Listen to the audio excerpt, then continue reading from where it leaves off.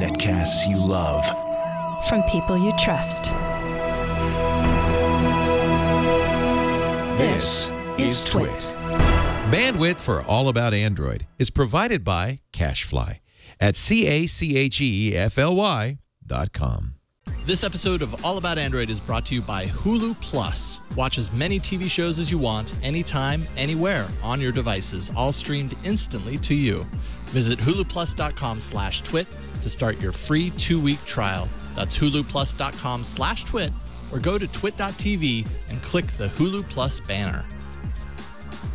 And by 99 Designs, the world's largest online graphic design marketplace. 99 Designs connects businesses seeking quality, affordable designs with a community of 200,000 graphic designers. Visit 99designs.com/AAA to receive a free design consultation. That's 99designs.com/AAA.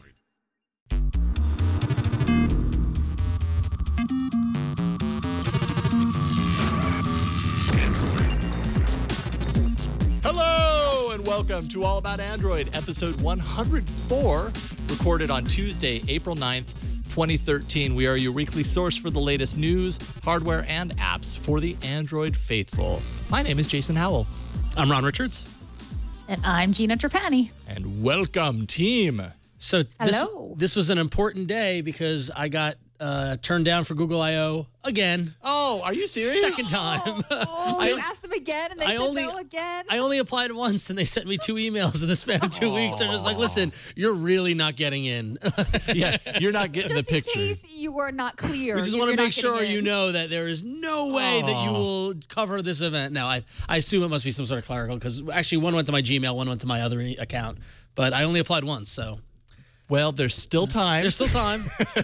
Crossing my fingers. Which makes me think there's still a chance. Yes, you never know.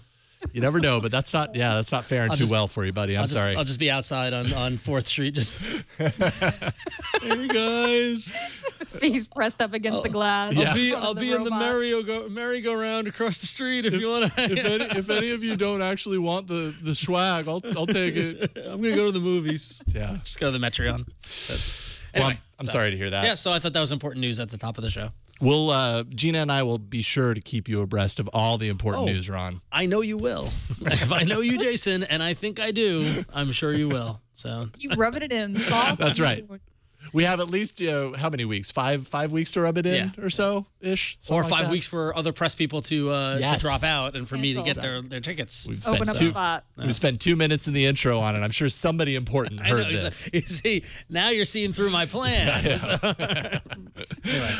Well, aside from Google I/O and Ron not going, we have a lot of other cool stuff to talk about this week. Facebook Home, we finally have all the details on that. An all-new Play Store app, which we just kind of found out about today. A bunch of newly booted apps from the App Store, or from the Play Store, which kind of is an interesting kind of trend that Google's doing there. Interesting timing. Mm-hmm. A hollowed Twitter app, and so much more. So that hollowed. Wow. Let's get into news. All right. I kind of fear this one. I feel like I don't know as much as I probably should, but here's what I'm excited to watch, though. This is going to be good. Yeah, this plane's going down in flames. All right, here we go. A 2-year-long EU antitrust investigation into Google's search practices is being asked to include Android in the complaint, with companies like Microsoft and Nokia voicing concerns, accusing Google of using Android as a Trojan horse for things like Google Apps, Maps, email, video services. Fair Search Lawyer, which is the group that's kind of putting this complaint out there, Thomas Vinjay said in a statement that Android devices Android deceives partners, monopolizes the mobile marketplace, and controls consumer data in unfair ways. Probably good to keep in mind that the Federal Trade Commission here in the States ended an investigation in January without any action against the Goog on kind of similar accusations along these lines. It was seen as a major victory for Google, so this isn't kind of precedent setting necessarily. Back up. Did you say the Goog? The Goog. The Goog? Is that a thing? Did I miss that? Did I miss that memo? Or? No. Did they refer to it in the Sometimes the LE at the end of Google is, it takes too long to say. The EU refers to it as the Goog. Yes. Borg, the Goog. Depends on how you look at it. Yeah, exactly. What do we think? Is this harmful to the Goog in the long run? Do you think this is going to pan out? These eyes. These whole. I mean, all these things always make me. I don't know what the long-term implications are. Yeah. Because we went through all that with Microsoft. Right. I mean, that's kind of the direct comparison. Is this comparable to the deal with Microsoft? What do you think about that, Gina? I think so. And actually, I'm going to try to channel Jeff Jarvis, who's my co-host on Twig This Week in Google, which I'm sure we're going to discuss this tomorrow because he gets really angry about the Europeans sort of, coming down on Google. The gist of it is the European Commission is very, very suspicious of Google, this big American company that's sort of taking over everything, right? And sort of takes, Google's competitors, Nokia, Microsoft, Oracle, kind of pile on that suspicion. And so they've been, had this investigation going forever. The initial investigation was about search, was about what is Google sort of, ranking its own products higher than other web pages in search, right? So, but now they're adding Android to this. And the problem that they have, if I understand this correctly, is that when a phone maker puts out an Android phone and they want to include key Google apps like YouTube and Maps, that Google has like certain rules about where those apps have to place on the home screen.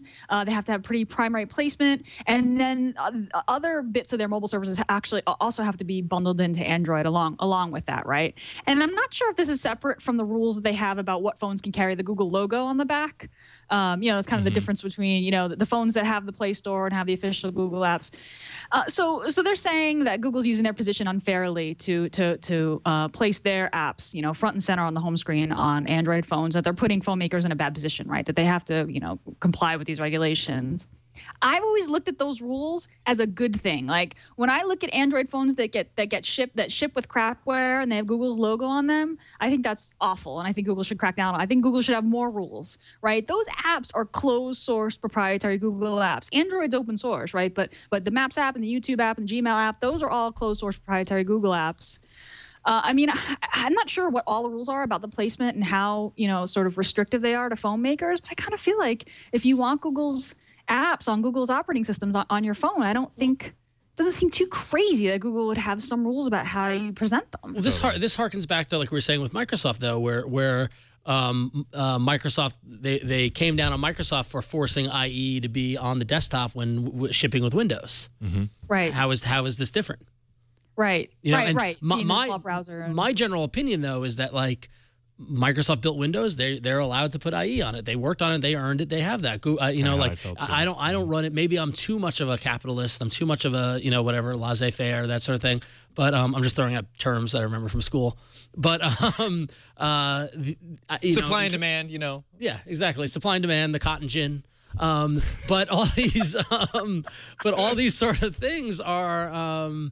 I think it's within Google's right. I mean, they have the applications that they want. They've built up that market dominance, and this is what it is. I don't really think it's I don't think they're doing anything that's unfair practices. And I suppose that's kind of the difference here is like they haven't gotten into trouble yet, but they are kind of under scrutiny right now because they've in doing that for so long and not being in trouble for it, they've gotten to such a large kind of influence in the industry that, it's seen as possibly being an unfair position. I think in this case, it's kind of a little different, right? Because any manufacturer can choose to fork Android as long as they kind of follow those guidelines that guidelines that are good for it. But by forking it means you don't have to put those essential apps in there to have it be a true Android thing. Amazon does it. Seems like it's an option. The Nook does it. I mean, it's not impossible to do that. So it's an option and it's there. It's just most of the manufacturers choose to go with Android for a number of reasons. One of them being that those apps are actually really great. Now, and having that access to the Play Store is really great. Now the basis of this argument was through search, and that's been a long-standing. I know the CEO of Yelp is very outspoken against this, that Google will index their location search results over Yelp search results. And like that, again, is that unfair fair trade practices? I don't know. And it's similar to the devices on the phone. It's like we see with Apple restrictions around what applications you can have in the App Store because Apple does it, and we've run into this with the browser. Eventually they allowed in other browsers. We've run this with Maps. They want you to use Apple Maps and the fight to get Google Maps back on there and all that sort of thing. So the line between what is fair and what is legal and everything is really, really thin. And I just don't know if I wonder if this is more political on the EU as for this is a large American company that we feel threatened by. Because ultimately, because Nokia could go make a better operating system or a better Maps application or something like that. Go challenge if challenge it in the free market. I think they're trying to. I don't want to say kneecap, but trying to show some weight towards Google. Like, look what we did at Microsoft. We can do this to you too. And they're trying to employ a lot of lawyers for a long time. Yeah. Part of their argument was that also that because Android is free, it's predatory pricing. Right, so they sort of put everybody else out of the market, so which is separate from the restrictions about including Google apps. How can free be a predatory price? Because how do you compete with free? Right, I know. Well, yeah. Right. Well, Okay, so then nothing can be free. Right. Yeah. Exactly. Which isn't going to happen either. Like it's great that Google's at a point where they can make Android be free, and that brings in open source and all that sort of stuff. So I don't know. It's tricky. I don't know. There's a lot of other mobile OSs out there. There's a lot of choices out there. Google and Android is not the only choice. But I'm sure a lot of these arguments. Well, I don't know. Were a lot of these arguments in the Microsoft case? Because there really weren't a whole lot of different OSs out there. There was there was Linux and there was Mac. Right. There really wasn't. Wait a minute. It was such a viable option. Yeah. Well, as somebody in the chat room said, innovate, don't litigate. Yeah. Which is a great, kind of a technology-based thing.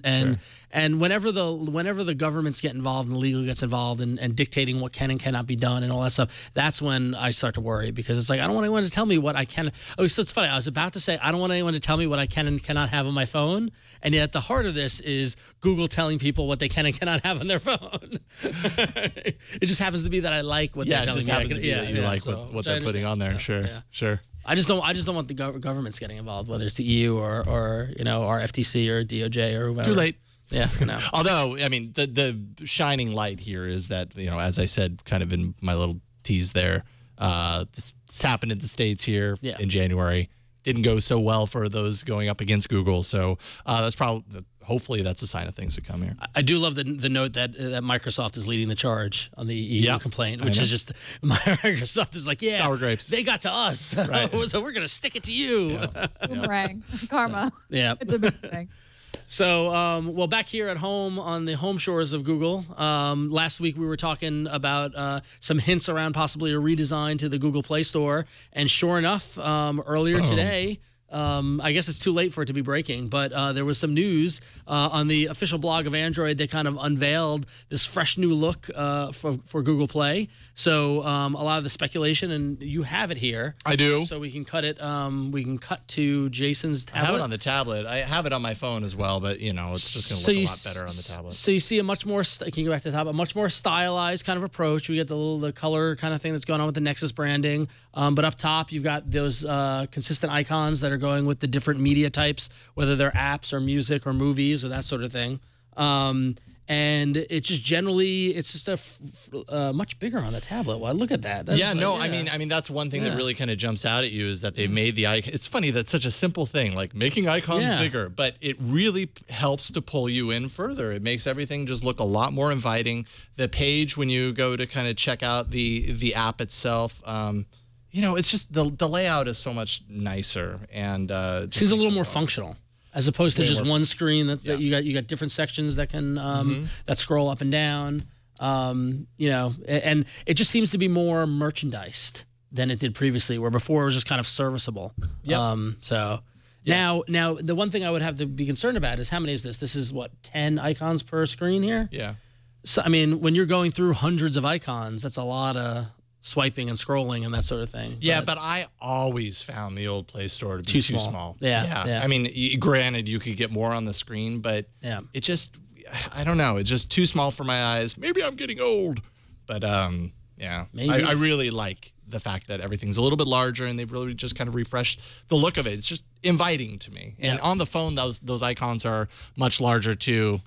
Significantly so, and I really like it. What I think is interesting is the way that they position it on the official Android blog. The new design focuses on bigger images that jump off the page. New recommendations continue to appear, so there's always more to see and explore.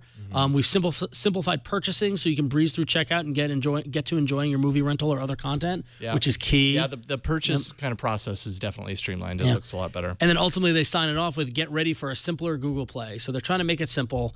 So it started rolling out today for phones and tablets that are running Android 2.2 or Froyo and above. So if you're one of the lone holdouts still running 2.1, you're not going to get this, but the majority of us will, and so it should be rolling out now. If you can't wait for it to get rolled out to your device, of course it's leaked and it's available out on the web. There are a couple of different places. If you go and look on some of the Android blogs that are out there, I know Android Police had it. Yeah. You can download it and you can manually install it, but do that at your own risk. Personally, I wait for it to be rolled out to me because the smart thing to do. I take one out. I always try and remind myself of that, but then, oh no, there's an APK out. Okay, I'll download it. Click. Yep. Oh, wait a minute. Maybe I shouldn't have done that. I got sucked in today. I did it. I couldn't stand it. I had to see it. I waited. Well, you're a stronger man than I am. Restraint. It looks really, really nice. From a developer perspective, though, I have to say that those large icons were just sort of a burden for projects that don't have a designer on hand. Yes.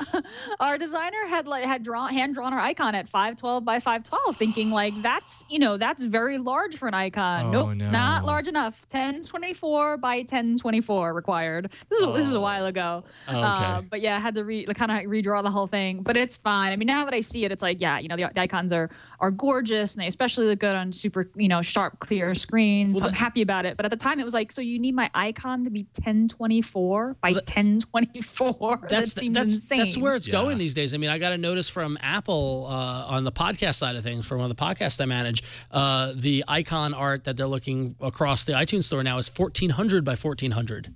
So it's crazy. It's crazy. Yeah. Remember when the challenge was getting an icon to be 16 by 16? Yes, I do. Like a fave icon. Whatever happened to the fave icon? Yeah, seriously. You have to talk about being old. Like 20 different sizes of your icons now. Yep.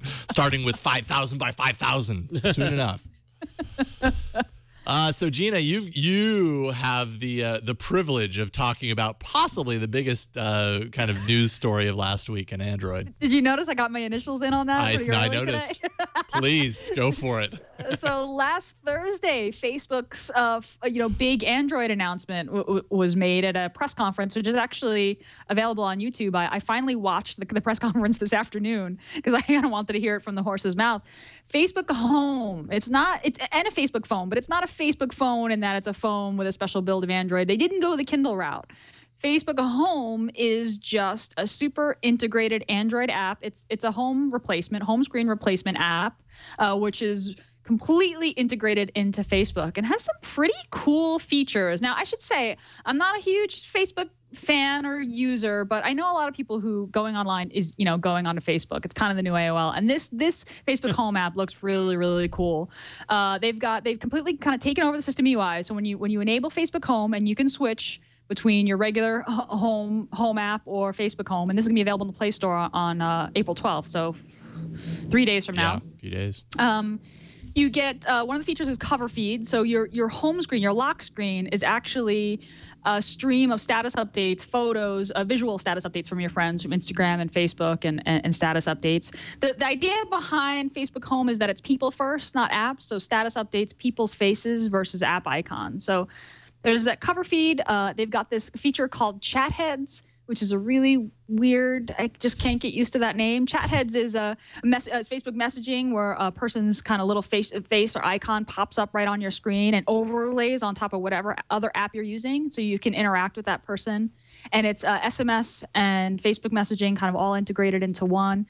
And this Facebook Home is going to run on pretty much, actually, I'm not sure what Android version it is, but their goal is to run on any Android phone. But there's also going to be the HTC First, which is the phone that's going to ship with Facebook Home running on it. I really think that Facebook Home is a great thing for Android. Zuck started off the presentation by saying that because Android is so open, because of Google's commitment to openness, so it was really kind of a pat on the back for Google, that you can build totally integrated experiences on Android that you can't get on any other platform, which was kind of, a knock on Apple and their tight control over iOS. I love the idea that Facebook went kind of Android first with this. I mean, they really couldn't do this on another platform. I think it's a great thing for Android. I'm really happy to see that they didn't fork Android, that they didn't go the Kindle route and say, here's the Facebook fork. This is, full on, all your other Android apps work as well. And let's see what else. I mean, looks really good. Yeah, look, it's very interesting. I mean, like for what is essentially just a launcher, it's very pretty. It's a different. What I like is that it's a different paradigm to a launcher. Because when I hear launcher, I just think of, oh, they're going to organize icons in a different way, and it's just going to be some different way to interact. But whether it's the cover flow or the integration with Facebook, it's just a different way of thinking about it. And honestly, it's pretty clever. I will give them a lot of credit. Yeah, I'll give them a lot of credit there. Yeah. And it's really consistent with what Facebook has done, right? So like Google was sort of like web pages first, whereas Facebook was like social is people first. Like this is about connecting with people. And Zuck's point, like your phone is a communications device. It connects you to other people. So it makes sense that you're seeing people's faces and people's status updates first versus an app icon with with a little notification, new information here. Of course, a lot of folks, especially in our community, either aren't big Facebook users or are just really wary about Facebook and their privacy policies. So there were some questions asked about Facebook privacy. Is Facebook going to track everywhere that you go and keep track of all the phone calls you make and just mine all the data from your phone? And they've clarified their privacy policies. So basically, kind of FAQ. You can use Facebook without using Facebook Home. So if you don't want to use Home, you still can use the regular Facebook app. Facebook Home is just another app you install from the Google Play Store. You can uninstall it at any time. It collects your Facebook activity, your location, your Facebook messages, and the apps in your Home app launcher. And this data is user identifiable for 90 days. And Facebook can't collect any data outside of the Home app unless you use the HTC First, which is kind of their launching app. It can track what apps generate notifications, but not the content of the notification. So this actually seems pretty reasonable to me. That what they're doing. I don't love the idea that Facebook's collecting my location. It's not clear if Facebook's collecting my location like as I move or just as I post status updates that include my location. That I say yes, include my location. But otherwise, those seem like pretty reasonable privacy policies to me. Yeah, and it's worth noting that when the launcher releases, I guess, on the 12th, it's not available for every single phone. HTC One, the One X, the Galaxy S3, the S4, and the Galaxy Note 2 are the ones that are listed as being compatible with it out of the gate, although they're going to open that up. And I believe that the underlying requirement is ice cream sandwich. I think it's ice cream sandwich and forward. I could be wrong there. Oh, so they're targeting forward fringe there. That makes sense given the functionality of it. That makes sense. And so and it's it's a launcher, so it doesn't take over. At least if you're installing the launcher, it's not going to change everything about the phone. Your notifications are still kind of stock. Yep. And all that kind of stuff. I mean, and I think the key thing here is that you can just turn it off. You don't have to use it. You can just go back to, if you don't like it, you just don't have to use it. And so I'll be very curious to see how many people install it, use it for a couple of days because it's an enigma. And I can't imagine I'm going to use it. I'm going to install it just to see it. I mean, my Facebook is a mess. It's awful because if I could turn back time. If I could turn back time. And I just haven't had time to go through all my friends and adjust them from, But that's a very unique problem that we have. But I would imagine like somebody for like my sister who lives on Facebook and she has an Android phone, I'm gonna put her on this and see what she thinks of it. And I'd be curious to see what my wife thinks of it because she uses Facebook a lot. But yeah, I mean, just having your entire experience focused around that one. Well, I mean, you take my wife for example. Social network, that is the social network that she uses. Yeah. It's not the one the movie else. was about. For me, that wouldn't be good enough because I use a lot. Yeah, exactly. Yeah. I also really hope that this isn't the major focal point of their Android development going forward. I know that it's important, and I know that it's You really want I you want applaud a them robust for the app. launcher, but they really need to improve their app. Yeah. And I would think that in the long term, the app is going to get more users than this. Well, I would have to say if we see this level of development being applied to this, now don't you think that they take the same thing that worked in this? Yeah, go I hope tackle so. The app, For sure. So, it's just they don't have a great track record of respecting the Android app. yeah, respect the Android app. Yeah, respect the Android users. Give us an app that doesn't take a million years, like you're walking through quicksand. Well, just they've to given check you your a very views. innovative, forward-thinking app, and there's also a phone to go with it. Oh, So the why don't- phone. Why don't That's we, right. Why don't we talked go about a and- little hardware. Yeah, let's go into Let's hardware. Let's talk hardware. So in addition to Facebook Home, the launcher app, whatever you want to call it, we also got our first look at, indeed, what we talked about last week, the HTC First, which is the phone that Facebook has partnered with, the phone manufacturer, that has been designed specifically for Facebook Home. So a little specs on the phone itself. AT&T's version will be launching on April 12th for $99, $99.99. So talk about making it affordable. It's 4G LTE. It's got a 4.3-inch 720p display, 1.4 gigahertz dual-core Qualcomm Snapdragon, 16 gig of storage, 1 gig of memory. It's running Android 4.1 Jelly Bean. And like we mentioned earlier, home can be disabled, and you can just use the dang phone if you want to. Yeah, and when you disable it, it goes to stock Android. It's not a layer on top of HTC Sense or anything. It's just stock Jelly Bean. So what I thought was great is that this is a low-priced, somewhat entry-level phone. What I did find funny is that has it been a month since we're on the HTC One platform, the unified body, one phone, one mission? Oh. Except this one. Except this one. Except this one. Yeah. So That phone's got a little F on the back of it, doesn't it? yeah, it does have the little F. Does it have a G on it? Is there Google anywhere there? I don't know. Can we on go the back back to of it, I don't know. the photo of the back? Sorry, of it? I didn't mean to. Yeah, I didn't mean to hijack. It's just interesting. go, I mean, Gina. because sorry, because it does have the Play Store and Gmail and all the sort of Google proprietary apps. Yeah, I wonder how involved Google is. Nope. AT&T, HTC, Facebook. That's it. Facebook, AT&T. No Google. Interesting. So there's the HTC First. If you're looking for a low-priced phone or somebody in your life that lives on Facebook and they need a cheap phone, this could be a pretty good. It's not a bad phone. I think the pricing and the specs kind of are that's the telltale sign of what Facebook's approach is here. You know, we've talked in the past about earlier in this episode even that the techies and everything.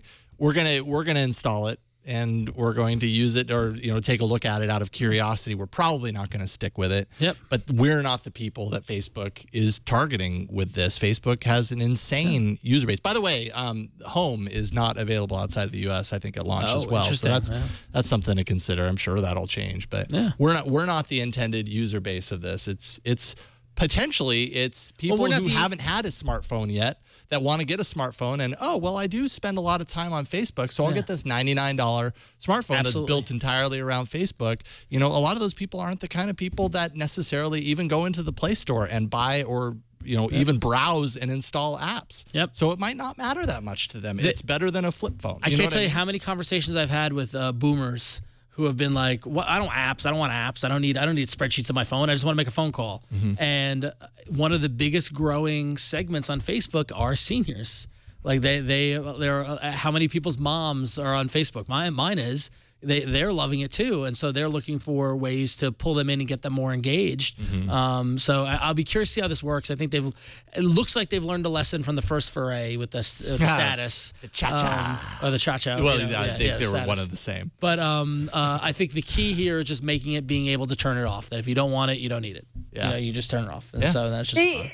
They showed an insane slide at the beginning of the presentation, which is supposedly ComScore numbers about what people do on their mobile phones. And according to ComScore, according to Facebook, 20% of the time that people spend on mobile phones is on Facebook.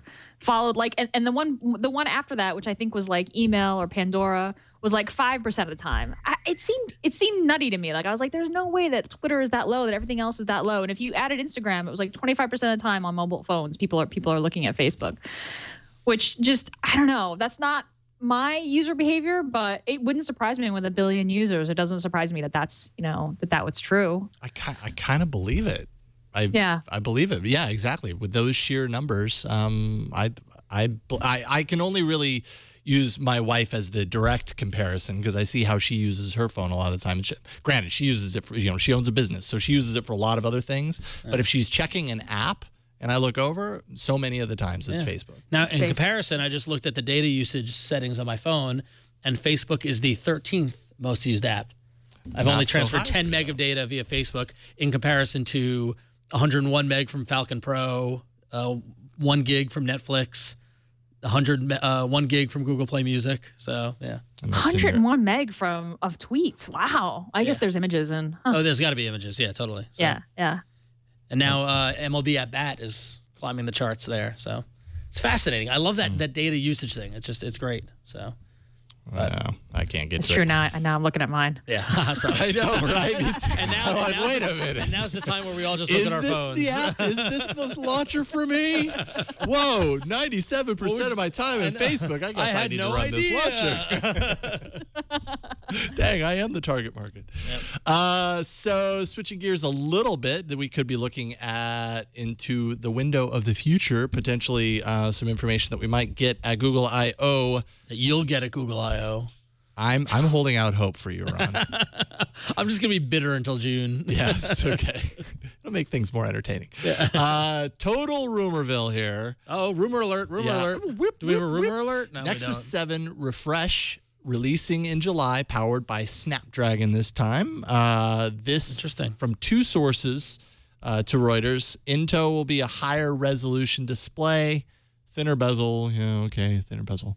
Google might sell it for $199, which would be similar to, the same as what they sold it for before, possibly undercutting the competition even further to $149. I don't know if that, I kind of doubt that would happen, but I suppose it's possible. There's already a tablet out there for $149. Yeah, no, they certainly. What do you have? I got it. I got it right here. I got it. Looks like a black slab to me. What is it? Right. This is the Asus Note. What is it? Notepad. Yeah, MemoPad. There you go. Oh, yeah. Nice. Well, okay. Yeah. Chad, just let you know. Chad, got technical director of the show. You have the MemoPad or the MemoPad. What do you think of it? So far, it's definitely a less expensive version of the Nexus. The screen resolution is less impressive, and I can feel stuttering. It also definitely has an Asus sort of skin. The settings look completely different than normal Android settings. At the moment, I don't. This is a BYB review, so I'm gonna hold off judgment until my review. I just got it a few hours ago, so. Oh, okay. Yeah. So early on. Yeah. I think we need a complete review, Chad. That's okay. Here we go. No. Okay, and make it 4 to 5 minutes. Go. Exactly. A complete breakdown analysis. Good thing I shot that B-roll earlier. All right, so $149 for that. Is that right? $149. $149.99. Yeah, I don't know. I mean, it's possible, and certainly they wouldn't obviously be the only ones to put out a tablet at $149. I kind of get the feeling that they're going to kind of follow the the same price as last year, but it's even better. That whole kind of route. So I suppose we'll see. But yes, there's nothing but win there. The Nexus 7, incredibly popular for obvious reasons. Let's hope they can keep it up. Yes. Yeah. More from the rumor mill. Yeah. Samsung Galaxy Mega 5.8 specs supposedly leaked according to Droid Life. Mega indeed. This is the set for release supposedly sometime in Q2, Q3. It's a 5.8 inch 960 by 540 lowercase q HD display, dual core Exynos, am I pronouncing that right? Processor, clocked at 1.14 gigahertz, 1.5 gig of RAM, 8 megapixel back facing, 2 megapixel front facing camera, running Jelly Bean. Mega 5.8. 5.8. Mega. This ain't your 5.5 note. No. 5.8. And not a note. Mega. Oh, wow. Samsung's really hitting every single point. They are. But Samsung has confirmed, according to TechCrunch a few hours ago, the Wi-Fi only 16 gigabyte Galaxy Note 8 will hit shelves in the U.S. on April 11th, $399. 8-inch 1280 by 800 display. Okay. That is not a rumor. That is for real. Samsung shipping. Yeah. $399. Every device at every size. Just try everything. Yeah. Yeah. Yeah, I like the look of that. Hopefully we get it in for before you buy, because I would love to. That'd be cool. See, I'm just very curious to have an experience with every single you need to iteration in size with tablets. We're just fascinated by them all. To know, Yeah. I'm not a fan of the 8 or the 9, but it's the 8.3 that's perfect for me. I'm holding out for the 42-inch model, so that's what I'm looking forward to. Yes, you have to carry your tablet around on the top of your car. That 5.7 just was a little too small for me, but I know. 5.8.5. That was there you go. When we get into 3 decimal points, then we have problems. Yeah, then we know. Yeah, that's gonna be a problem. So let's hear. Let's take an email actually to aaa@twit.tv. Dre writes in and says, "I purchased my girlfriend the Galaxy Note 2. She's loving it. The question I have is this: what do I do with the micro SD card I put in it? It seems like there is no way to use it for apps and photo storage without rooting the device. The paltry 8 gigs of internal storage gets used up fast, especially with things like photo burst mode.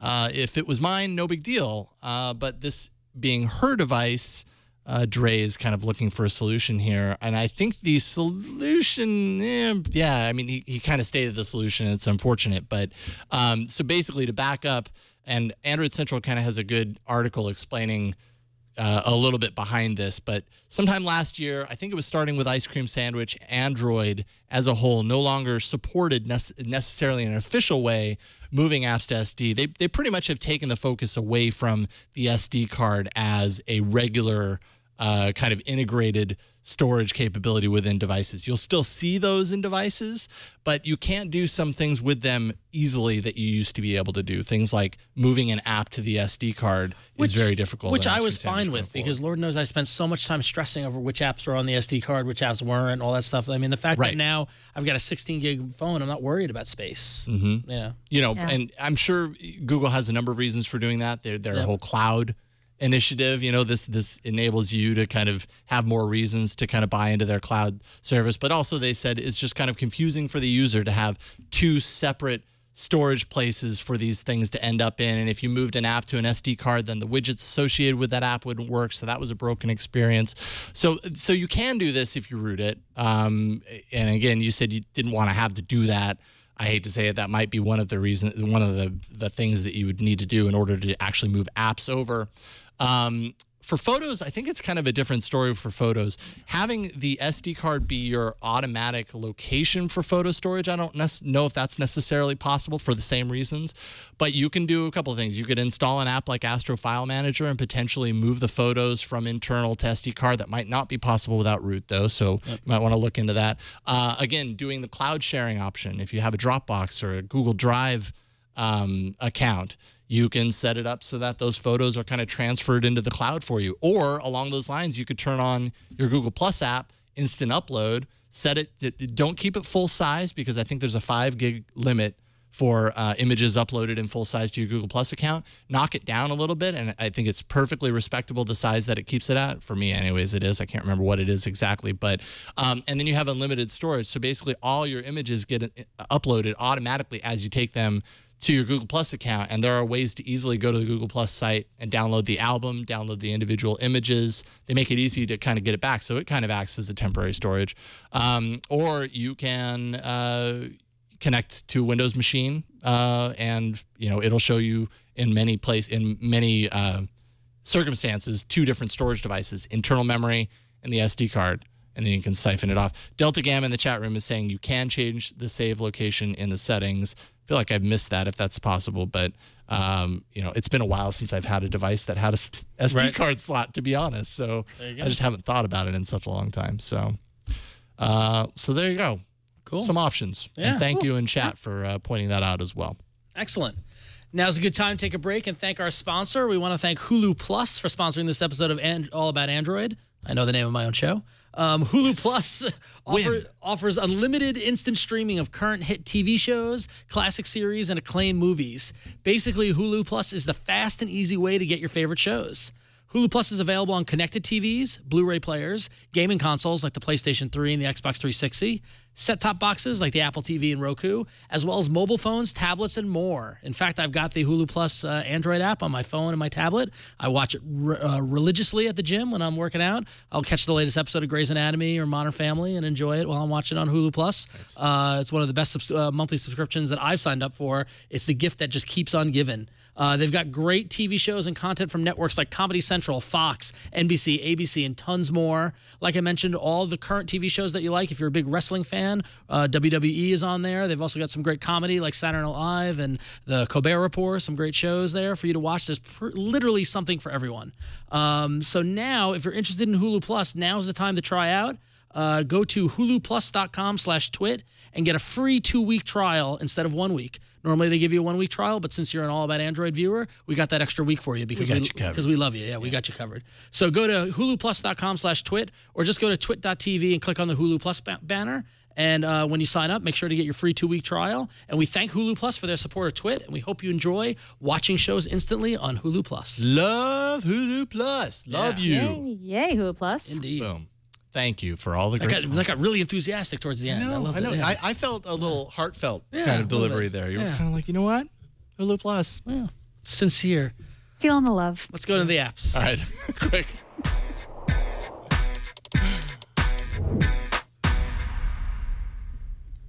Google is cleaning some serious house in the they Play Store. Not only did we get that new Android app redesign, which we talked about earlier, but thousands of apps are getting booted out of the Play Store. According to TechCrunch, a company that keeps track of such things, says that nearly 60,000 low-quality apps were booted from the Play Store in February. So Google's clearly got spam bots and bots kind of trawling the Play Store and just banning apps that violate the terms of service.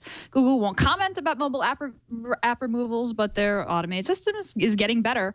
This is kind of the way that YouTube's video removal works as well. You upload an app that's got something going on there that Google doesn't like, and it just gets removed. One such app is a new game called Hazard Rush. It was submitted to the Play Store, I think, 5 days ago, and got removed because the developer made a joke in the app description. Okay, so in the app description, the developer wrote, "Hazard Rush is half Snake, half Geometry Wars, and half Temple Run," and then in parentheses, maybe that last one is just SEO. And the app got pulled. The terms of service says SEO is search engine optimization. The terms of service, the Play Store says product descriptions should not be misleading or loaded with keywords in an attempt to manipulate rankings or relevancies in the store's search results, right? So this developer was like, put the word Temple Run in there just to kind of get it ranked higher. Anyway, the app gets pulled. The developer appeals, changes the description. He gets denied, much like Ron. Nice. Sorry, Ron. He gets denied once. Unlike Ron, who got denied twice. Twice. Right, exactly. Appeal denied. Sorry. So, I don't know. Google's tightening the screws. Look, I appreciate any efforts to keep the Play Store kind of high quality and not misleading. We all have been through the Play Store and seen some of the bad, some really just bad apps. Normally, they usually involve like photos of women not fully dressed, and I'd like to see less of that. Right? I mean, I want to see higher quality apps. So. This is an interesting sort of cultural shift for Google, right? Like you hear about all the stories about how Apple is so controlling and they have to approve your app when you submit it to the iOS store, and Google's open and you can just upload it to the Play Store and it's there. So I think there's a little backlash or discomfort with this. I sensed kind of amongst the Android press about Google being too controlling. But the reality is that there's tons of different markets, right? You don't have to distribute it to the Play Store, and their terms of service, I think, are reasonable.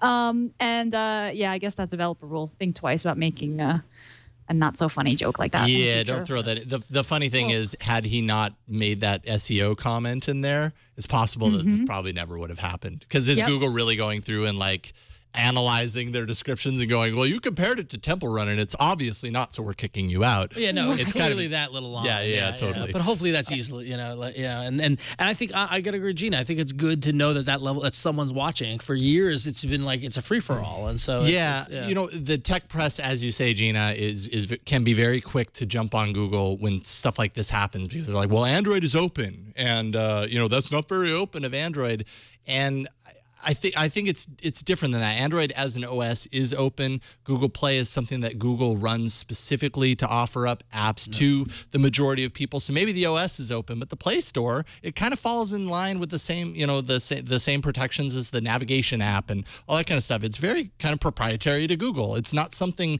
that everybody has open source access to. So of course Google has the right to manage it and maintain it and protect you, because quite honestly, some of these could be scams. I'm not saying that they are, and I'm certainly not trying to spread any fear, uncertainty, and doubt in that comment, but they're removing some of these apps that you probably don't want on your phone for a number of reasons. It just makes it a better place to shop. Sure. Yeah. So I think having that quality level that has been absent is good. Yes. So, yeah, I right on. agree.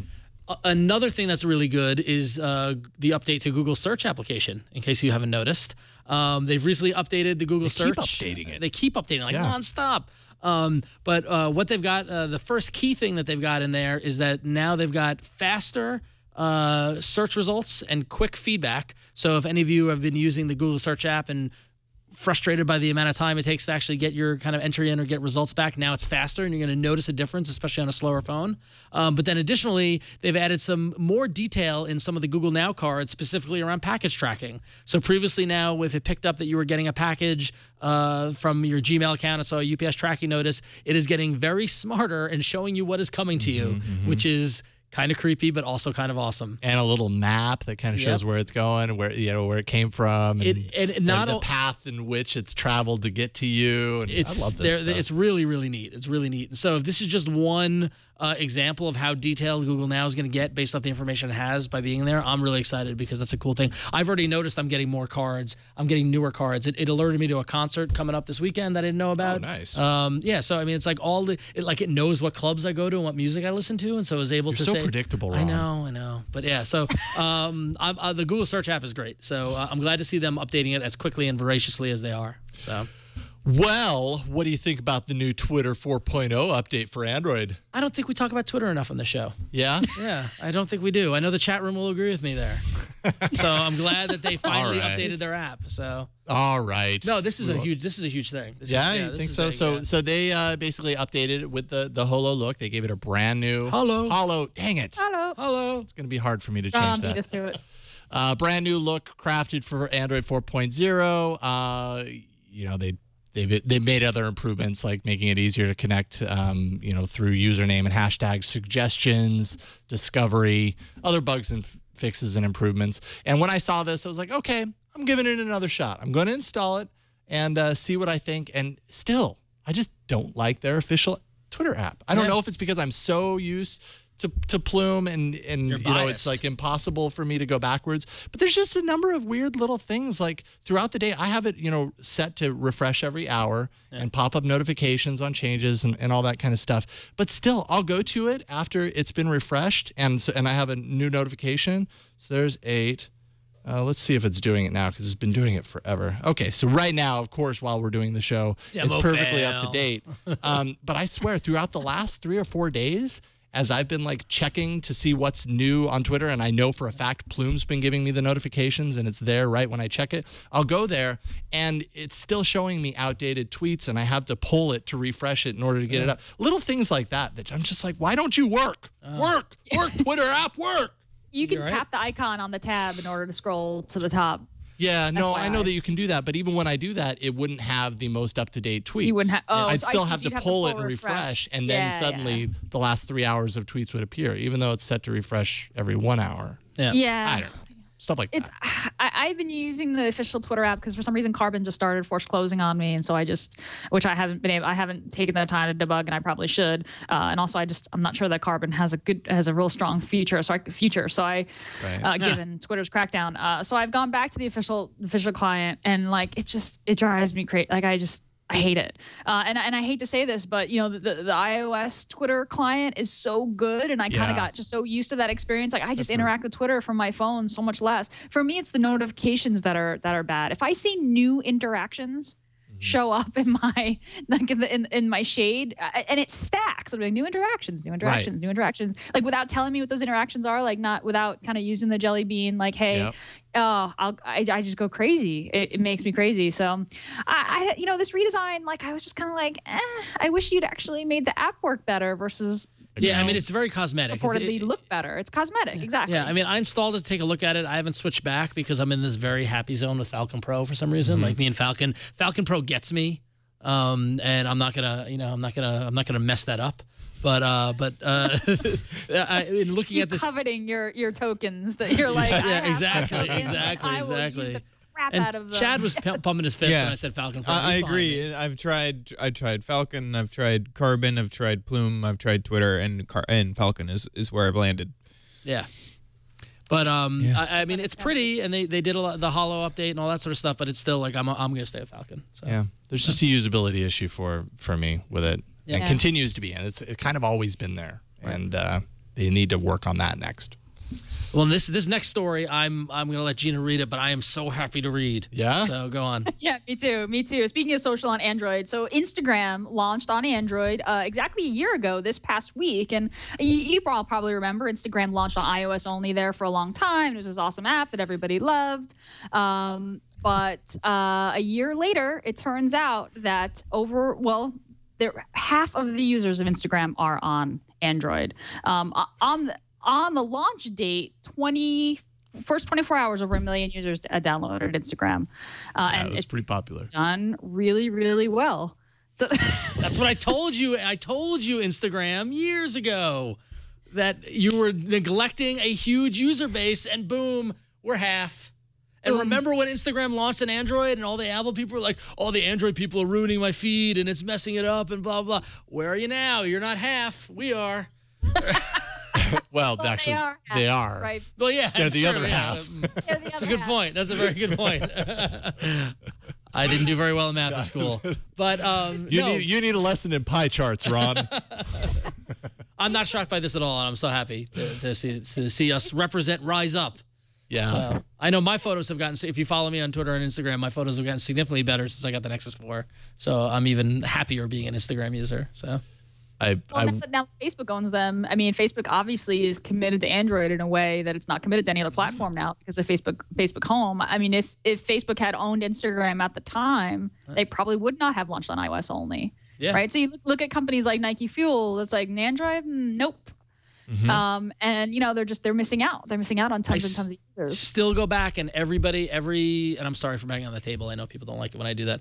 I just get animated. But for every mobile startup that I talk to and entrepreneurs and stuff like that, whether it's conferences or just in casual hangout, I stress to everybody, if you're not launching on both platforms, you are missing out. When you launch on one platform, if you've got the greatest idea, you're alienating a whole population. And now I understand, and we talked about this before and a lot, it's hard when you've got, you're one or two devs working on an idea and you only know iOS and you're not sure about Android, but it is so much worth it in the long run to launch at the same time and keep your app design going, on both platforms and just be platform agnostic. You'll do better in the long run, in my opinion, from a little startup advice, entrepreneurial advice.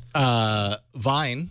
Yes. If we remember, Vine has become the top free app in the iTunes App Store. Just think and I'm going to say when they roll out that Android app, they're going to do. Oh yeah, it's going to blow up. Even better. Yeah. Although Vine still freaks me out. Yeah. It's particularly obnoxious when the web experience is completely lacking too, right? Yes. Like that was the thing that was so maddening about Instagram, is that not only was there not an Android app, okay, fine, but like for the longest time I was like, I don't know what this is, like, because you couldn't look at someone's history of their photos, you couldn't see comments or likes. It was just this like very it was impossible to tell what was going on if you didn't have the app on iOS. It was kind of rooted. It kind of suffers from that a little. Yeah, it was rooted in being kind of very specific to only mobile users on the iOS platform, and kind of part of, I think, the mystique of that service then was the fact that it was like a party that only they were having. You couldn't even see it on the web. Yeah,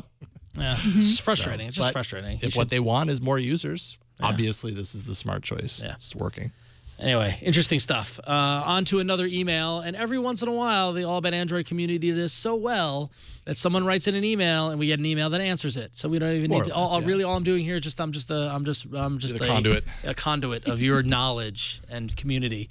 So the question comes from Terrence, who writes in and says, "Have a question for you. I'm starting in a job that we're not allowed to have our cell phones out while working. Parentheses, it's in an amusement park and it's very hard to hide your phone from view." Which amusement park, Terrence? I know. I'm very curious. Anyway, I'm a supervisor and I need to be able to know the time, and they did not say that smartwatches are not allowed. So are there any out there already? And if so, which is the best for basic text and voicemail access? Also, do I need to make sure that it is compatible with my device, the Samsung Galaxy Note, the T-Mobile version? So we've been talking about smartwatches. It's the next big thing, and so it's a good, timely question to come up. And luckily, David Hale wrote in, DS Hale in the chat room if you're there. He wrote in and says, "Hey, All About Android team. I have a Sony smartwatch for about 5 months, and it is great. I receive the notifications I want, including tweets, text messages, the person who is calling, and I can configure more if I want. There are updates to the watch on a regular basis from Sony, and there are apps for social networks, GPS, email, and more. I think that you may want to take another look at the Sony smartwatch. It's not merely a rumor. It's actual tech that can be used today." So there you go. Terrence, meet David. David, meet Terrence. You just helped each other. Yeah, I mean, now the Sony smartwatch doesn't necessarily give you voicemail access. Which does any of them Yeah, do? I was going to say that might be a hard one. Like, how would you hear it? How would you listen? Do you have a Bluetooth Yeah. kind of thing? Yeah. And in that case, I mean, if you had a Bluetooth thing, then I imagine that could just have just the sync phone. up to your phone. Yeah. Although, does the Sony watch connect Maybe via just Bluetooth? visual voice, just like sort of a listing of who visual sent you voicemail, voicemail? just Yeah, visual right. voicemail. Yeah. Yeah. I think Or, maybe with like a- transcription would be great. Yeah, or like Google Voice. Voice Yeah, that would be plugin very of some cool. sort. Yeah, I think don't we know. need to back up on Terrence, though, and realize that if he's working at a job in an amusement park, which if it's Disney, I'm very jealous. But if he's working at an amusement park where he cannot have his phone, maybe you shouldn't have gone with the Galaxy Note. Just me. This guy, if you got a because it's a lot smaller larger. phone, Yeah, well. you could have gotten away with sliding. But in your if pocket, he's maybe. walking around in a Mickey Mouse costume, he has a lot of places to hide that phone. So Right. So yeah, the Sony smartwatch. although wait a minute, he's the supervisor. He's not walking around in a Mickey Mouse costume. Yeah, so it's. I'm glad to see after we completely obliterated the Sony smartwatch, what was it, a year ago or whatever, to see that they've updated it and it's gotten to be, David thinks that it's actually a viable piece of technology. It sounds like you can do just about everything except for maybe the voicemail stuff, but maybe somebody will have a solution for that. So Yeah. write in if you know. There you go, DS Hale. I hope that was helpful to you. Well, and so does thank Terrence. I hope DS Hale was helpful to you, Terrence. There we go. See, And all I about hope Android is a community. That's right. It's a community thing. pitching in, just like all of the graphic designers that pitch in for you at 99 Designs. 99 Designs is a sponsor of this episode of All About Android, and we're super thrilled to have them on board. 99 Designs connects the world with great graphic designers to create fast, affordable graphic designs. Really cool service. Here's how it works. You tell 99 Designs what you need. Dozens of designers from their community submit quality designs created just for you. You give the designers your feedback to help them refine their designs, and then you select and you pay for your favorite. 99 Designs makes all of this very easy and provides you more than 210,000 graphic designers worldwide that are available to work on your project for you. They have world-class customer support 24/7 over the phone, email, chat, however you want to take it. Complimentary design consultations with San Francisco design team for all of your branding needs, if you so need. 100% money back guarantee. So there's really no reason not to try it out. You'll be satisfied. And if not, money back guarantee there for you. The categories for these designs include logo design, web design, digital marketing collateral, things like your social network landing pages, Facebook, Google+, infographics, print marketing collateral like brochures, greeting cards, product packaging, menus, apparel design, T-shirts, hoodies, all sorts of designs for clothing, mobile app design, which is perfect for this audience. If you have a great idea, but you aren't quite sure exactly how to, bring to fruition the visual language of that, 99 Designs can help.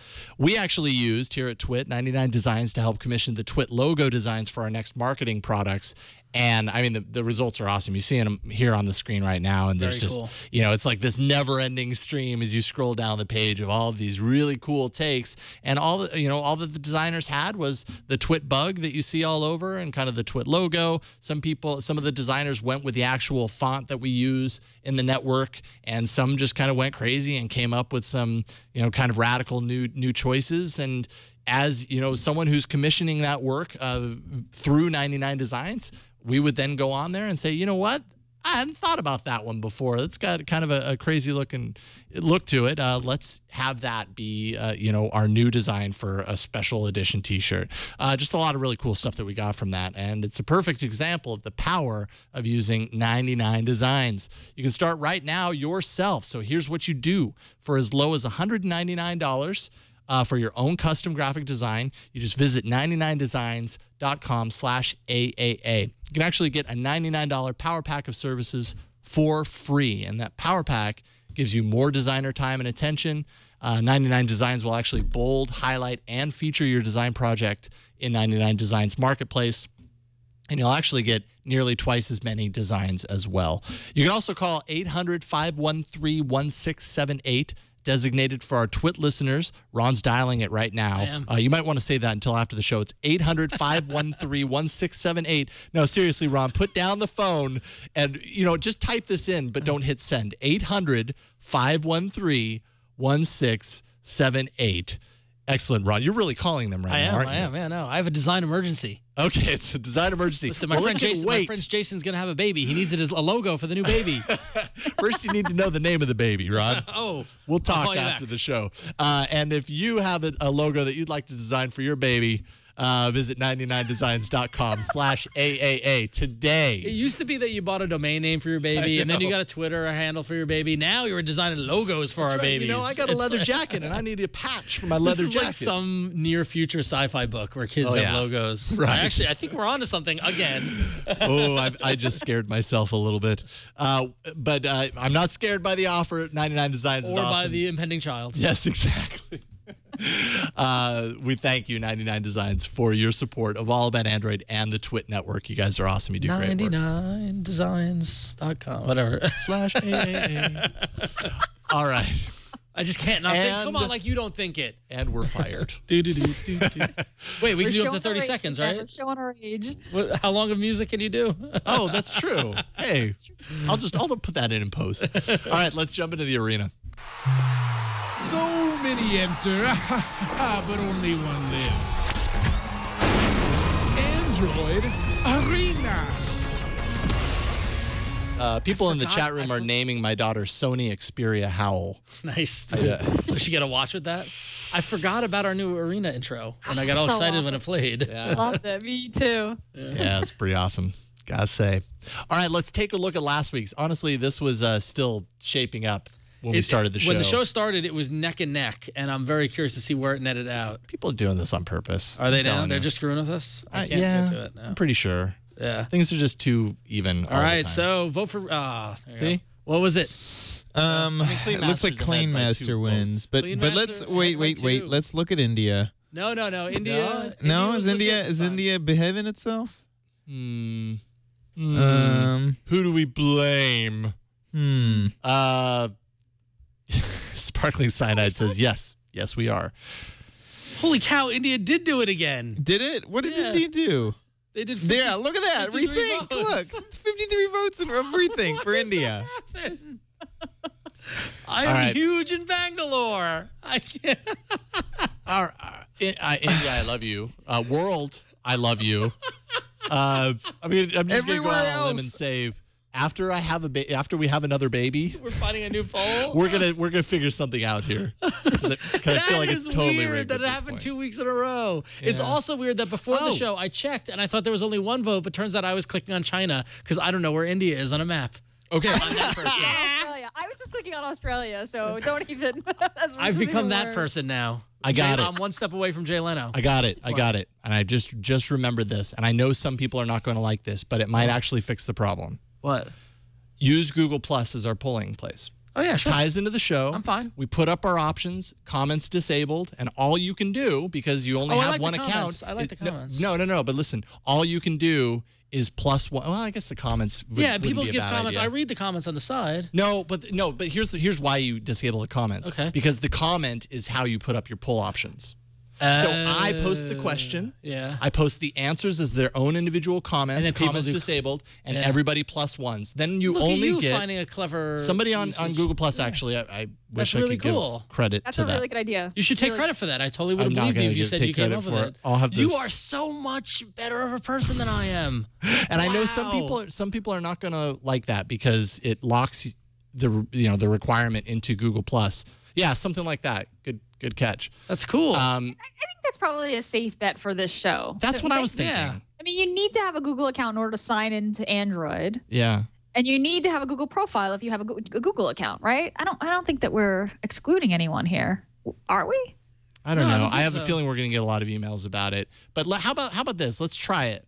We'll try it next time because I mean, obviously the polls are getting worse. The India thing is weird. I mean, it's downright weird. The fact that it's my app 2 weeks in a row. If the India And we block called was- them out on it last week, and they Yeah, still and we called- decided. So if you were in India and if you were doing this, if you were smart, you would have voted for Gina's app to throw us off. Yeah. You know, it's true. don't get me wrong. I'm flattered that you now have chosen me as your elected leader, but I don't think it's gonna work. So there you Oh go. boy. Yep. All right. So how do we call this? I guess Clean Master Clean wins Master by 2 won. votes. 1 by 2. All by right. Rethink Well done. wins or is a close second at 32% versus Clean Master 33%. Swipe Pad is third at 25%, and Instructables fourth at 10%. I honestly thought Instructables was going to do more than that. Do we know if like T-Mobile has like a call center and they like love us I don't. because they spend all day like doing Either that text- or what, like maybe there's a DNS server Yeah, in that's probably more what it is. India, not a Yeah. DNS server, but like but some sort of filter hopper server. routing or Yeah, something, yeah. All right. All right. So we'll look into that. But it does appear that Gina, your awesome app, was third place in this case. So you are up first. I will attempt to play this I thought difficult game. I thought I had a shot. I thought I had a shot last week. I did too. So you guys planted kind of a bug in my brain about retro, like classic retro arcade games. I realized that I sounded really square by being like, I don't know how these games work. So when I saw this app, I was like, oh, okay, you know what? I'm always doing these like boring productivity apps. Let me pick a game. I spotted this in the Android design community on Google+. This game is called Snake, Payback, Don't spell out the word period. Just Snake. Payback. It's a remake of the classic Snake game, which I have read on Wikipedia. It came out in the 70s, and as kind of an arcade game, it's just this this snake that kind of crawls around the screen. You have to make sure that it doesn't hit the walls, and it eats these little pellets. And the more pellets that it eats, the longer its tail grows, and you have to make sure that you don't run into the tail or any of the walls. And it's super fun. But it got super popular on mobile. I guess Nokia shipped it with their mobile phones in 1998, and it just got this huge audience on mobile. Well, Snake Payback is a remake for Android, really beautifully designed. You can see Jason's playing on his screen right now. You control the snake by moving or swiping your finger anywhere on the screen. So Jason's kind of swiping lower on the screen and controlling the snake. It's a lot of fun. It works a little better on the tablet just because you have more sort of space for your finger to swipe. And there are little portals where the snake can drop down in and come out the back. So now there's a classic mode in this game, which is just the classic Snake game, the way you always used to play it. There's also this payback mode. So the payback mode is the snake eats something, but then it actually leaves a bit of wall behind after it eats the pellet. So you have to, so it gives you just sort of more things, more walls or more areas that you have to avoid.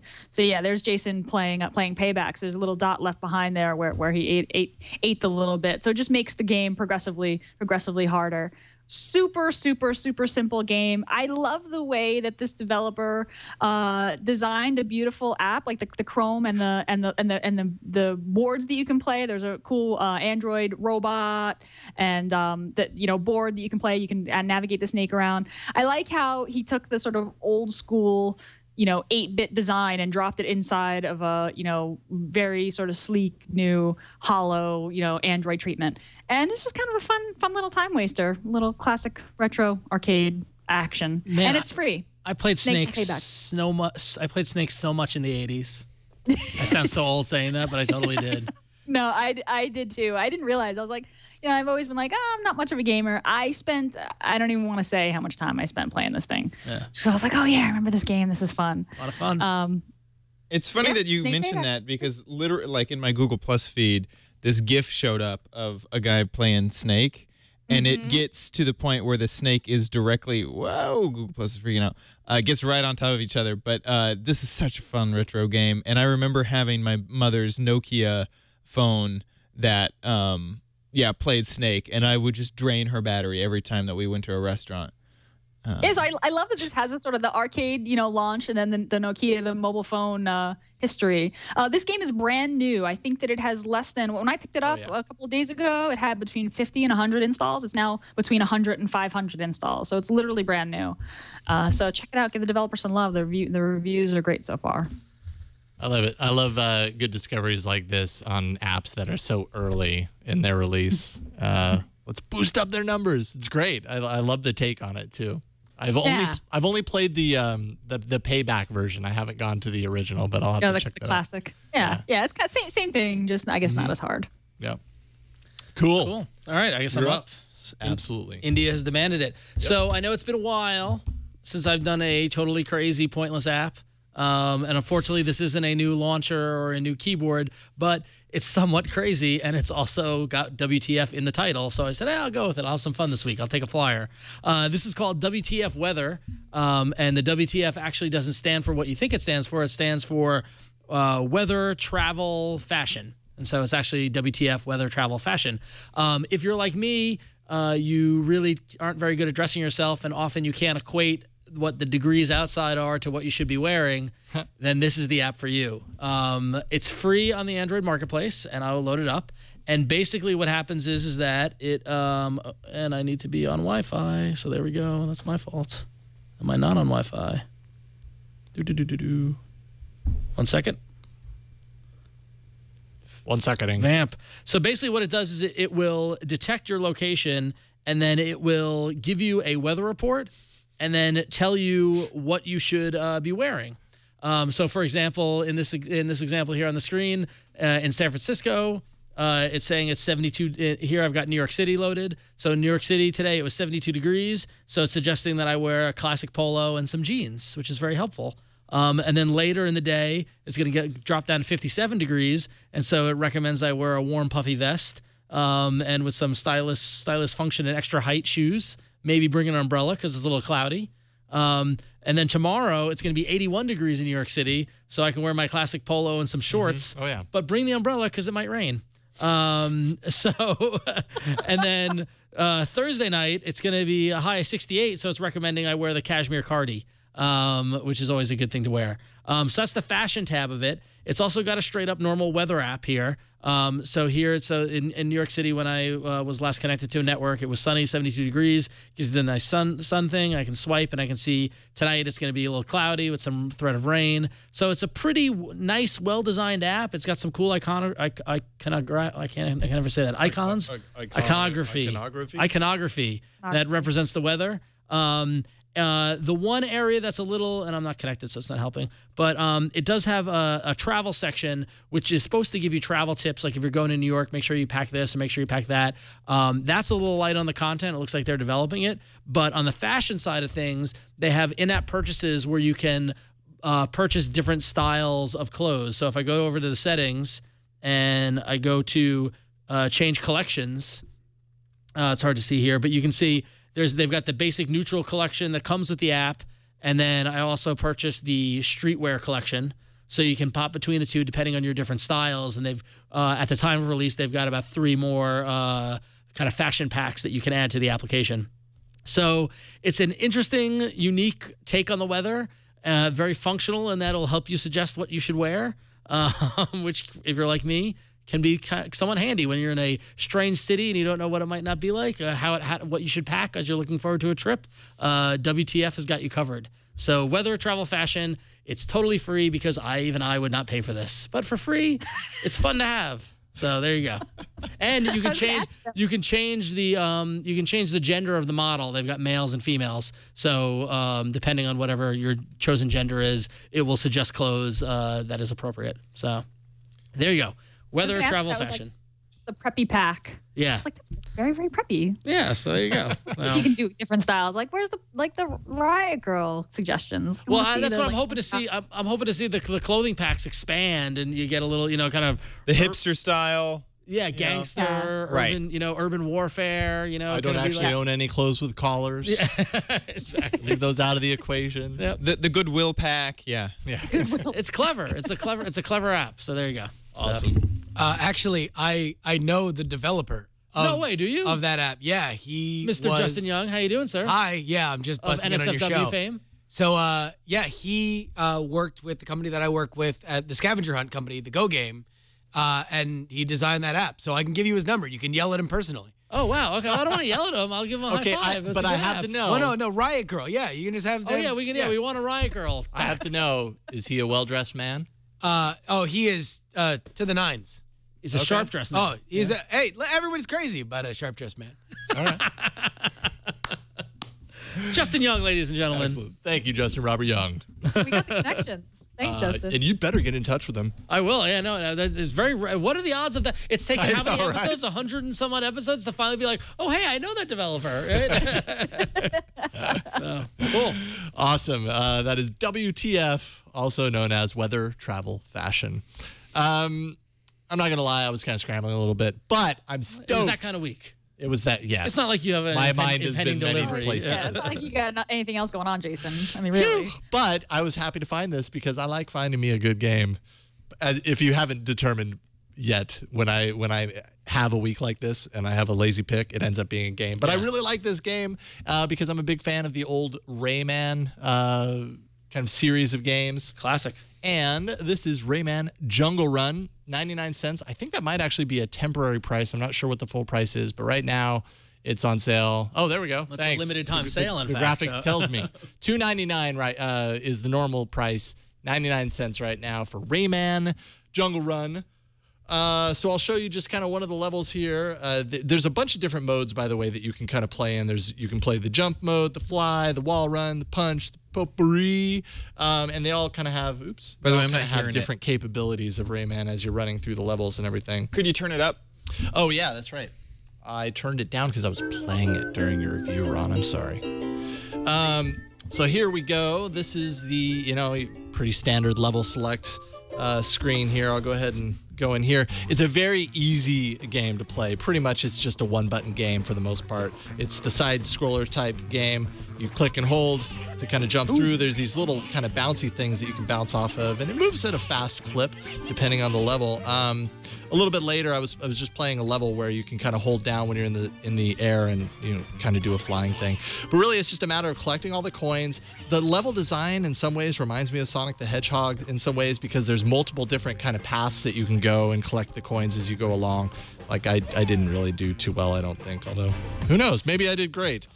That's all right. Not so much. Very good, it says. Let's see here. Let's see if I can back out to the flying level here. But it's just your typical straightforward kind of nice time waster. Obviously, I haven't played the flying levels very much, but as I said, I was playing it while you were kind of going off, and like while I'm in the air, I can kind of hold it down and click the little fly button. And it's got really nice music. The level design is very well done. Here, for example, you've got the little wind kind of pushing you up. I'll jump and I'll fly and woohoo! And it's just kind of a nice little throwback to the Rayman style games of yesteryear in retro gaming. But yeah, it's your typical time waster. I don't know. I think 99 cents is actually a great price for a game like this that's guaranteed to give you some time wasting capabilities and not get too sick of it too quickly. Although I'm sure eventually it'll kind of hit that point. All games seem to for me eventually. This really puts Snake to shame. I gotta say what's true.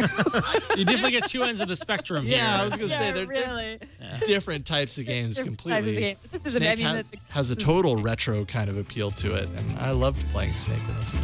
But I also loved playing Rayman. So. This is nice. And you've got that bounce back and forth on the walls and all that kind of stuff. Some of the levels get moving really fast, and so again, it kind of reminds me of Sonic the Hedgehog at times because of that. So. Not to take away from Rayman, but did you see the original Sonic the Hedgehog is now available on Android? Oh, I didn't see that the original was. The super retro original is available now. Oh, that's Sega. awesome.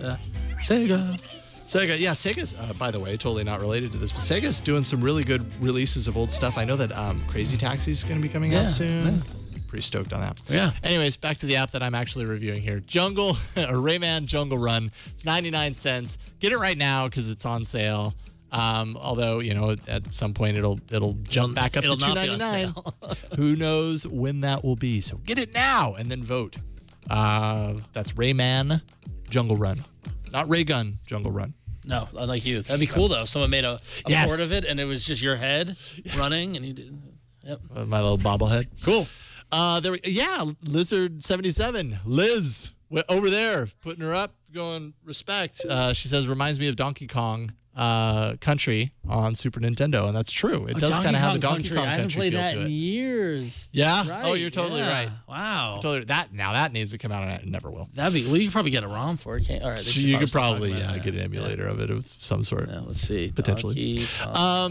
Yeah, and it's the legit franchise. Absolutely. Ivory Jazzman in the chat room pointed out. So there we go. 3 awesome apps this week. Snake Payback. What's that? Donkey Kong Country. I already found it. Oh, yeah. No, it took 0.33 seconds. For the ROM. Yeah, for the ROM. Yeah. Oh, absolutely. Yeah, right. Easy. Sorry. Yes, easy to find. Snake.payback. Or Snake Payback, its friends like to call it. Weather, travel, fashion, and Rayman Jungle Run. Which is your favorite app this week? Vote for potentially the last time at AAApoll.com/104. AAApoll.com/104. Let us know which is your favorite. Early reports are in. Rayman Jungle Run running out into first place. I have a feeling the known franchise game will probably do very well. Yeah, they tend to. Yeah. There you go. We'll check back on that next week. Excellent. Awesome. Cool. Another amazing episode of All About Android is in the bag. Yeah. Cool. What else? I think that's it. Look at that. Through a lot of news. Yeah. Rayman Jungle Run. Doing well. Have you gotten a text message? Any sort of breaking news on your end? Unless she sent it through Facebook. Nope. That would be great. I know. She doesn't tag me there. She's like, in labor. Jason's not here. With a photo. Right. Anyway. No, I have not. If you enjoy my shenanigans or you are a citizen of India, you can find me at about.me/RonXO. You can find all my links to Google Plus and to Facebook and to Twitter and all that fun stuff. And if you enjoy the comic books and you don't own an iOS device, you should go read Saga from Image Comics as well as The Walking Dead and all the other great comic books we put out. Go check it all out at imagecomics.com. Awesome. And Gina, what you got going on these days? You can find all my stuff at ginatrapani.org. And my big news right now is I run an open source project called ThinkUp, which is also my company. And we just got accepted to Google's Summer of Code, which is a Google-funded project for students to come in and get sort of mentored and get paid to hack on open source projects over the summer. It's a really cool program. If you are a student, you should check out our blog, blog.thinkup.com, and you should apply to work with us this summer because it's going to be a lot of fun. And also, I co-host This Week in Google here on the Twit Network on Wednesdays. We air at 1 p.m. Pacific, so you should come watch that. So because we're going to talk about, I'm sure, some of the Android news that we covered tomorrow as well, and you'll get to hear Jeff and Leo's take on it as well. Yes. Fantastic for some of these, I have a feeling. Chad, what you got going on? Well, I just launched OMG Craft a week ago, so there are a few new episodes out. Head on over. Go ahead. Chad, it was in the past, all right? You got to. What's happening today? Well, what's happening today is we're launching a new episode. All right, good. There's only 4 so far. So anyway, go head on over to twit.tv/OMGcraft and subscribe to that new show all about Minecraft and get your game on. Excellent. I have you know, I was in Kansas City this past weekend attending a comic convention, Planet Comic Con, and there were many people there with the Minecraft heads and the little swords. And I told a big couple of deal. them to go watch the show. It's a big deal. If you want to be a pro, watch OMG Craft. Is that the tagline? That's the tagline. We'll make you pro in no time. All right, good. You can find me at about.me/Jason Howell. Follow my music experiment, whatever you want to call it, at yellowgoldmusic.com. I'm actually finally kind of rounding out towards the finish line of the album that I've been working on for probably about 8 or 9 months now. My goal was to release it before we had a baby, but I have a feeling that's not going to happen. So it's probably going to happen. There. But I still have some mastering to do of it, and I still have some tweaks of some of the songs. But I'm stoked to release it. I'll definitely be doing it through that site, yellowgoldmusic.com, and I'm sure you'll hear about it on the show once I'm done because it's a labor of love. And that's it for this week. Thank you guys once again for tuning in to another episode of All About Android. You can leave us a voicemail with your own voice. That's what you do by calling 347-SHOW-AAA. We love to play the voicemails. We also love to play the video mails in the show, as well as read your emails. So you can do that at aaa@twit.tv. You can find the show on Twitter at Android Show. We're also on Google+. We've got an awesome community there. Search for it. That's probably going to be where we're going to host some of these votes going forward. Show notes can be found at twit.tv/AAA. You can also find all our past episodes there and all over the internet. Finally, you can catch us live every Tuesday starting at 5 p.m. Pacific, live.twit.tv. That's it for this week. We'll see you next week on another episode of All About Android. Who are you calling? 99 Designs. Oh, Ron's on the phone to 99 Designs. All right, you let us know how that goes.